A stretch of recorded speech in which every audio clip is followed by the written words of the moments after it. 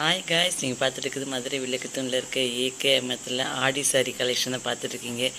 எத்தனை பேர் ஆடிக்கு சாரி வாங்கிட்டு வந்து வரலட்சுமி பூஜைக்கு எத்தனை பேர் கட்டினீங்கன்னு சொல்லி கமெண்ட்ஸில் சொல்லுங்கள். நிறைய பேர் வந்து பார்த்தீங்கன்னா நான் என்ன கலர் சாரி எடுத்தோன்னு சொல்லியிருந்தேன், அதுக்கு கரெக்டான ஆன்சர் சொல்லவே இல்லை.